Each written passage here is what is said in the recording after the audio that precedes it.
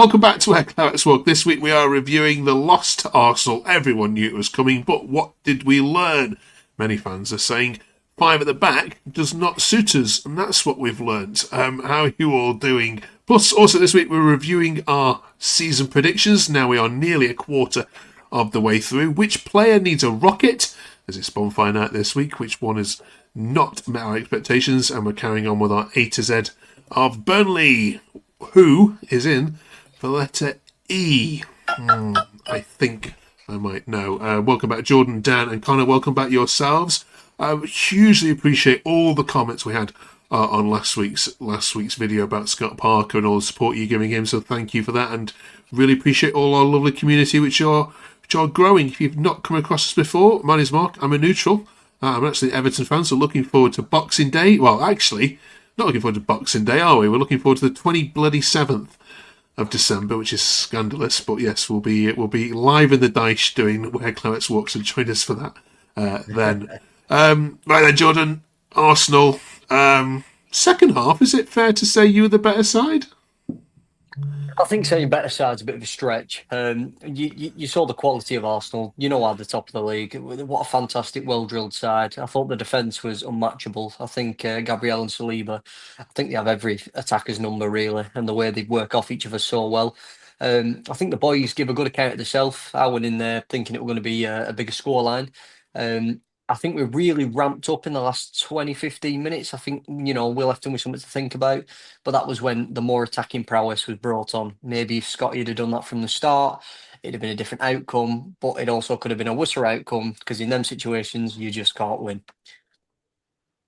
The more negative fans, Dan had this to kind of say, which was, that result is all on Parker and is less than good 5 at the back.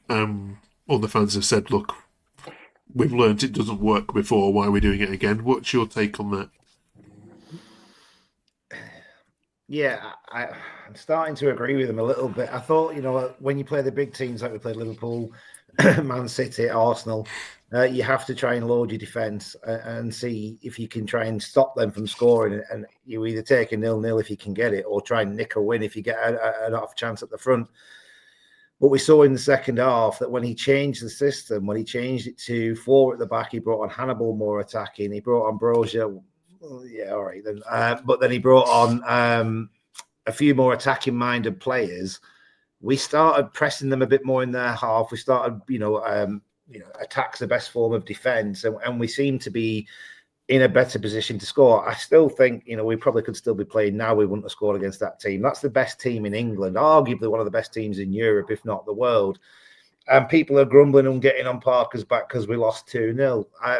You need to give it a rest, boys. He's trying his best. He's trying different systems, but I do agree slightly that the back 5 just seems far too negative. There's no escape route for us. We just absorb pressure, and we got broken down twice. When he changed it and he went more attacking, we seemed to impose ourselves a bit more. So, and that's against one of the top teams. So I think maybe he's got to try and look at himself there and think, can we be a bit more positive now in this league? We've got a good foundation with 10 points, we're a quarter of the way there, maybe even a third of the way there. So yeah, I think the negative kind of irritates me that, we're in Premier League, have a day off, but anyway.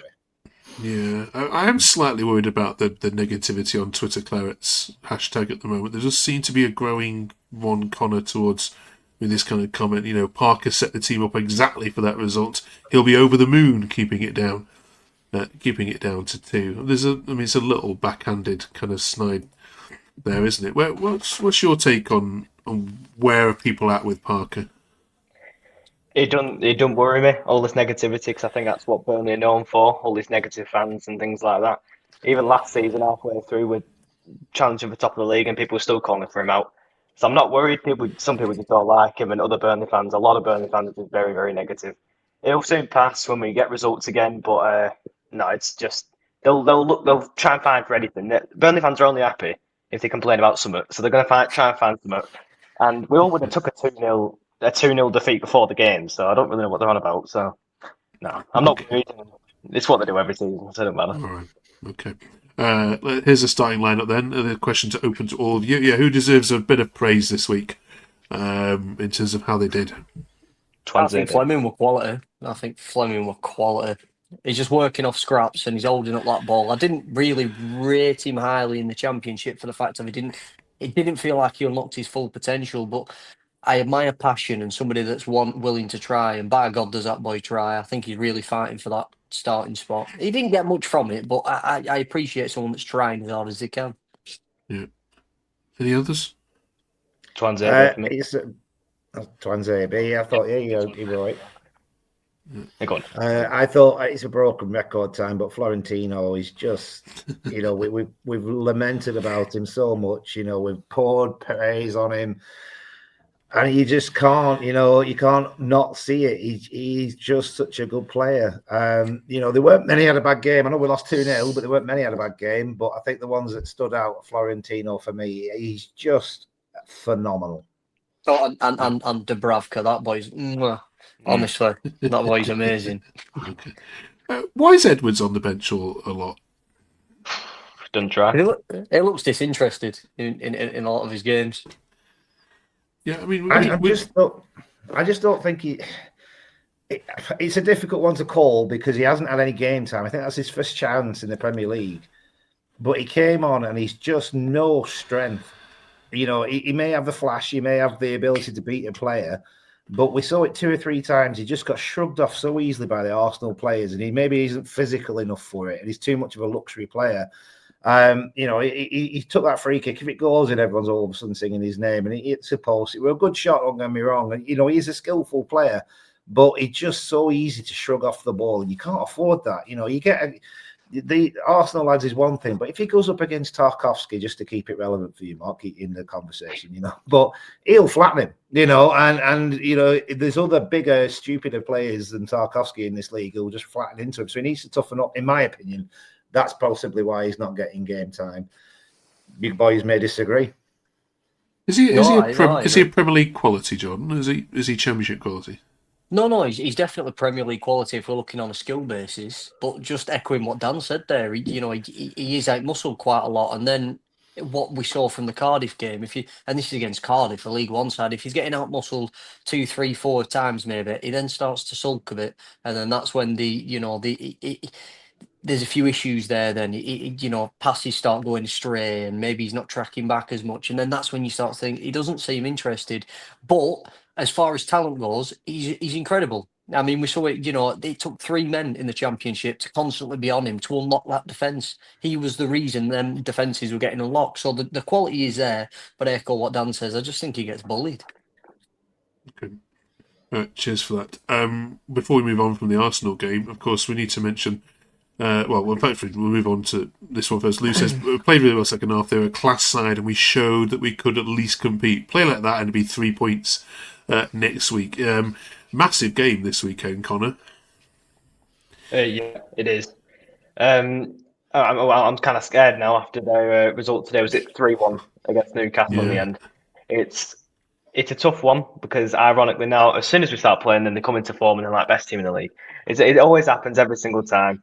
But it's a big game. I'm going to accept nothing less than a win. I think we have to get a win against still what has been a poor West Ham side all season. We have to take advantage of that. None of this fire at the back, none of this playing for the point. We need to go all out for it now and just give it our all and come back with 3 points, hopefully. Okay, brilliant.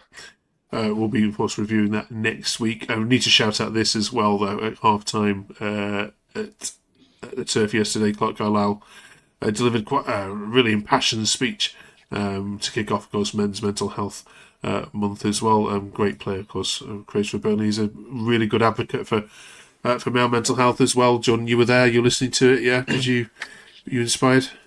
Well, I think his entire story is inspiring to listen to his wife say what she had to say as well. I think Clark, as far as things go, he was an absolute servant to us, and we all love him wholehearted anyway. To watch one of your own go through the struggle and not be able to feel like he could open up, and then, the ups and downs he went through to eventually be able to share his story, maybe to inspire somebody else. Just that, I know we're blokes and it's rough-skinned and everyone goes, oh yeah, hide it away, don't hide it away. Hiding it away makes nothing better. It's almost like shaking a fizzy pop bottle. and not taking the lid off, eventually that's going to explode. Sometimes you've got to release that pressure, and I know it might be hard, and sometimes it really is, but talking's always better than holding it in. And it's compelling. It gives you goosebumps to listen to another big strong man like Clark to come out and say, look, this is my story, maybe you can tell yours.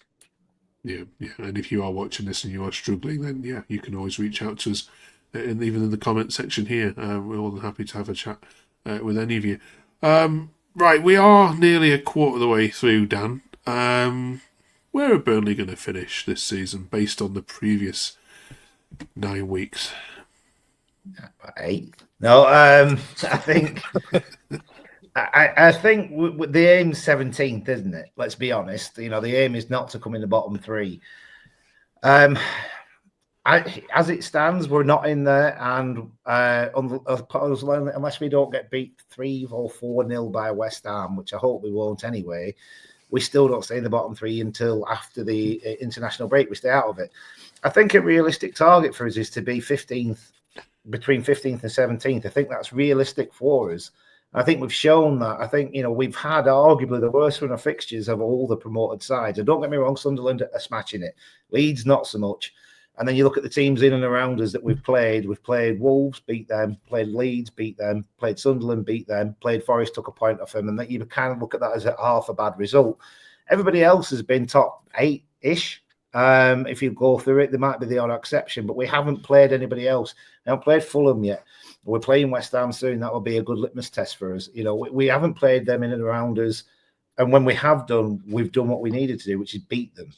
And I think if you're doing that, you need 10 wins, gets you nearly there. We've got 3, and we're only a third of the way through.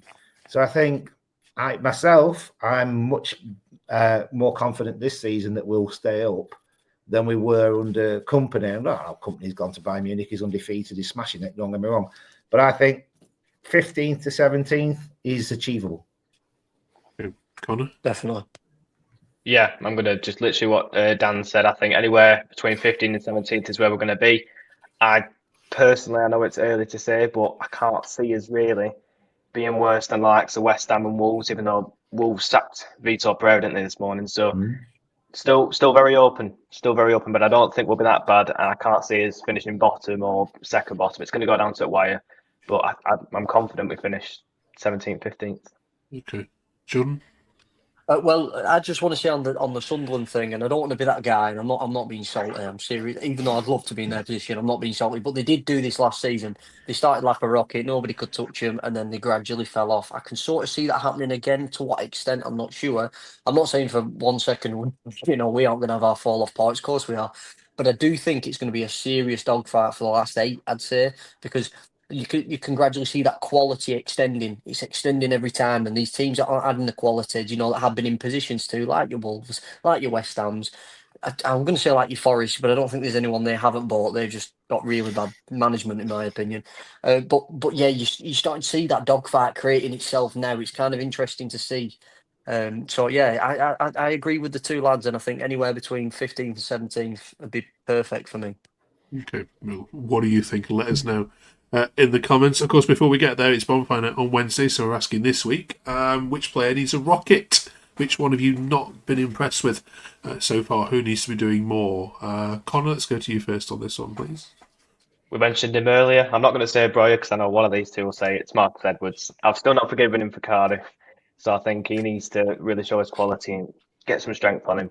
Marcus Edwards or Breuer, but I thought that was the easy answer. So yeah. Okay. Jordan? Going to go a bit different here. Let's get a rocket up, Scotty P. Let's come on. We know we can defend. And this isn't as a dig, and I'm not throwing any shade on him. I love Scott Parker, but it's have more faith in the boys that are on the pitch, because when we saw what we saw in the last 20 minutes against Arsenal, they're capable of doing it. And against a side that doesn't have such a solid defence, that will work. So maybe get the rocket up the backside of, let's stop this 5 at the back. It's not really working. Like Dan said, we're absorbing. Let's get to the 4 at the back. Let's make a good structure. Let's really put it on the toes of the other team, because we can do it. So I'd say Scott Parker, but not as a diss. Okay. Dan? I'm going to be upsetting half the fan base, and definitely these 2 here. I'm going to go with Steve. And I know we've sat here and we've talked about him saying he's putting too much pressure on himself and this, that, the other, and that, you know, he's not having a bad game and what have you. But the mistakes are just creeping in.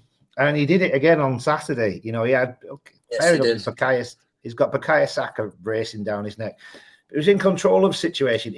All he had to do is put his left foot through it, launch it into the Bob Lord stand. I don't know what happened, but he just double-checked himself. He then stumbles, and then Saka gets in, and it's not for Dubravka. It's 2-0 quite easily. And 2 or 3 times he has the ball, and he tries to play this diagonal out to the wing. He did it twice. Each time easily picked off by an Arsenal player, and then they get the ball and start an attack. Now, I'm not saying he's playing poorly, you know, before everyone gets on, so, John, well, last time you played for Burnley. All right. But, you know, what I'm saying is that he just needs something saying to him, doing to him, a rocket possibly, to say, get your head out your own arse, get back to doing what you know what you can do, and do it properly and do it well. I don't know what it is, but for me, he needs it. I'd just like to add on to that as well. When you said about with the Bukayo Saka, I thought that we're down to a speed. Maybe he thought, I'm not going to catch this player, but then proceeded rest of the game to beat him in every foot race. And I thought, I don't get that. You beat him. You could have done that the first time. I don't know what it was. He had the ball. All he had to do, you know, safety first, hoof it. But he checks it. Something goes on in his head, and then he stumbles, and then he loses him. And he just thinks, he gave up, didn't he? It's like he just gave up on the run. Steve of old, he either clatters past him, or he just does the basics, and then everyone thinks, "Oh, what a great defender!" He's in his head too much. He's overthinking it. Just someone needs to say to him, "Just stop it. Play football." Okay. That links now then to our A to Z, because I thought perhaps some of you might go for E. For Esteve. Let's see then. So yeah, A to Z of Burnley. We've been doing this now for 4 weeks. We're up to the letter E. Bit more tricky this week. Any suggestions? I've got about 3. Oh, okay. I'll let these boys go first. Go on, I'll let you go first. Shall I go first? Go on, Go on, Connor. So I've decided Esteve's too easy. So I've gone for Jordan Ellis. Let's all give him a round of applause. Oh, the big J. Yeah, dog. Bring that one in. And he took mine. He took mine. There we go. Brilliant. Okay. Tan. Again, I'll probably go towards the older end, just to keep keep those going. A name was offered to me. I'll be perfectly honest. I don't really know this player. I've had to research him. He's called Alex Elder. It's going back a long time, though. He was a defender back in the day. But the two that I had for me was going back to the early 90s to mid 90s. There's a chap called Roger Eli. Now, I don't know if any of you guys will probably know him. You probably don't. He was a winger. And he had a very specific box haircut. All right. And he was fantastic. It was when we were in Division 4. So it was a long time ago. I got very poorly when I was about 9 or 10 years old, and everybody in my class drew me a picture. I was a big football fan, big football man, and they all drew me in my hospital bed with a big orange box haircut because I was Roger Eli's big fan. So he's one. He was a cult hero back then. The other one's David Ayres. Again, playoff final 1994 against Stockport. He scores one. Parkinson scores the other, but he set us on his way. So those are 2 E's, which are, if you're Burnley fans, you'll know who you're talking about. But granted, the people on this either won't know him or a bit too young. Okay. Jordan? Right, now we're going to go Michelle. It was a bit of a joke. And then Connor, I like your brother, I like your thinking. But no, I thought like E, who with the last name's E, has given me that feeling, and it had to be Wade Elliott. In 2009, that goal at Wembley that absolutely raised the roof. I just remember being sat at my friend's house at the time. I lost my voice. We had this little can, and it was completely out when that goal had gone in. So yeah, Wade Elliott, man. That guy made me a happy Burnley fan so many times. I'm going to throw one in here that I'm surprised that none of you have mentioned. Ewood Park. Why would we want anything to do with that? Why would we want that? Surely winning the league at Ewood Park. Yeah, but that's aside from it being our second home because we never lose there. No, okay. I get the point. It don't start with an E anyway. Is what they said. It don't start with an E. It starts with a D. It's Deadwood. Come on, it's not Ewood. 120th anniversary this weekend. They're all looking forward to it. Are they? All 10 of them. That's how many games they've lost this season and all. It's amazing. It's a coincidence all over. Right. Let us know then. Come on then. Which one are we going with there then? Wade Elliott or your... Wade Elliott. All right. Okay.